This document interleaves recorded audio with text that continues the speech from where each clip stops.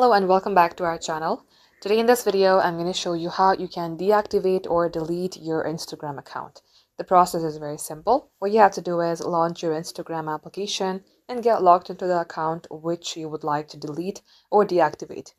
Tap onto your profile, select this three-bar icon, select Accounts Center.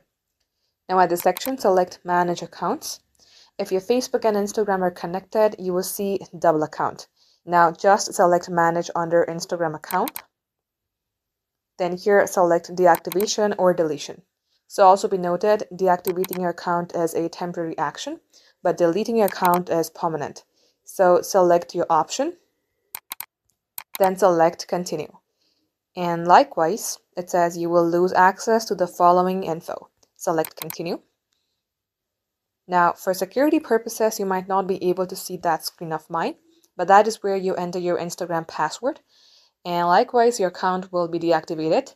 Or in case you have selected the option of delete account, your account will be deleted. If you would like to reactivate your account, you may go ahead and type in your password within 30 days if you have selected delete account. If you have just deactivated your account, you may go ahead and reactivate it anytime. Thank you for watching. We will catch up in our next upload.